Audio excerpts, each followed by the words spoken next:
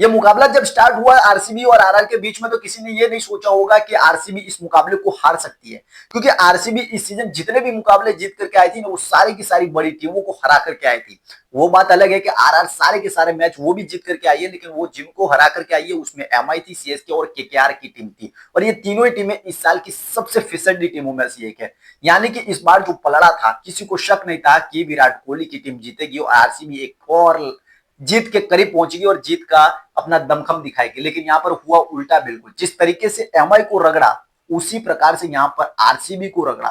किसी भी तरीका इस मुकाबले में कंपटीशन देखने को नहीं मिला। चारों खाने चित गए, चाहे वो बैटिंग हो, बॉलिंग हो, फील्डिंग हो, हर डिपार्टमेंट में आरआर है जो है वो 20 पड़ी इस टीम पर। लेकिन कैसे कैसे 201 रन बनाने के बावजूद भी आरसीबी की टीम हार गई। आरसीबी की टीम के पास 3 ऐसे गेंदबाज थे, यानी कि 12 ओवर ऐसे थे जिसको किसी भी टीम के लिए इतना आसान नहीं होता है कि 201 रन का स्कोर चेस करना।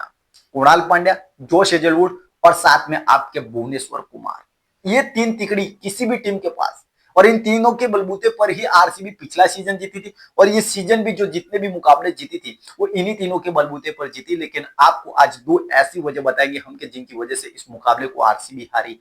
4 ओवर की वो गेंदबाजी और मुकाबला पूरी तरह से खत्म हो चुका था। जी हाँ, 4 ओवर और 72 रन। 4 ओवर ऐसे आए इनकी टीम के बॉलिंग डिपार्टमेंट में जिसकी वजह से इस मुकाबले में 72 रन पड़े। अगर 4 ओवर में 72 पड़ेंगे तो बाकी के 16 ओवर में कितने बाकी रहेंगे? 130 रन। यानी कि 96 गेंद में 130 रन। अगर सामने वैभव सूर्यवंशी है, यशस्वी जायसवाल है, ध्रुव जुरैल है, तो फिर कैसे नहीं बनेंगे? और हुआ भी यही कि उन 4 ओवरों ने इस मुकाबले में पूरी तरह से आरसीबी को बाहर कर दिया। 4 ओवर कौन से है वो आपको बता दें। सबसे पहले गेंदबाज का नाम है अभिनंदन सिंह। आपने शायद इनका नाम सुना नहीं होगा, ये बहुत ज्यादा देखने को मिलता नहीं है, लेकिन शायद यहाँ पर इनको जो मौका मिला वो भुना नहीं पाए। 3 ओवर की गेंदबाजी, यानी कि 18 गेंद में 54 रन।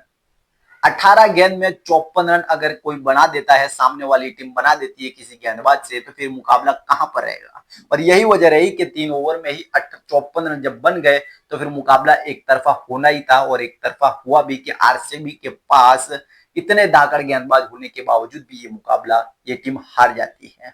उसके बाद जो दूसरा गेंदबाज है ना, उसने सिर्फ 1 ओवर की, लेकिन 1 ओवर में उन्होंने जो रन दिए ना, इनका साथ बहुत अच्छे से दिया, ऐसा कह सकते हो। और इस मुकाबले को हराने में आरसीबी को बहुत अच्छे से सहायता की। नाम है इनका टिम डेविड।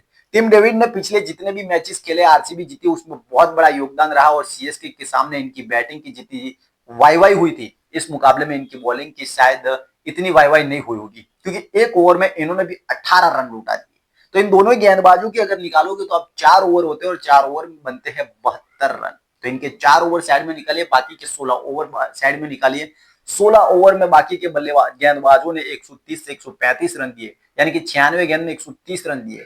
यहाँ 4 ओवर में ही 72 75 रन अगर बना देती है सामने वाली टीम, तो फिर इस मुकाबले को कैसे आप जीत पाओगे? यही वजह रही कि आरसीबी की टीम जो बड़ी बड़ी टीमों को धूल चटा करके आ रही थी, और आरआर की टीम जो छोटी कमजोर टीमें दिख रही थी इस बार की, उनको हरा कर आएगी। लेकिन यहाँ पर जब टक्कर हुई तो आरसीबी पर भारी पड़ती हुई नजर आई, जहां सामने वाली टीम के अंदर कोई बड़ा सितारा एक बार फिर से नहीं था। जिस तरीके से एमआई को रौंदा ना, कुछ इसी प्रकार से यहाँ पर आज आरसीबी को भी रौंदा गया, क्योंकि विराट कोहली थे, रजत पाटीदार थे, कुणाल पांड्या थे, भुवनेश्वर कुमार थे, जोश हेजलवुड थे।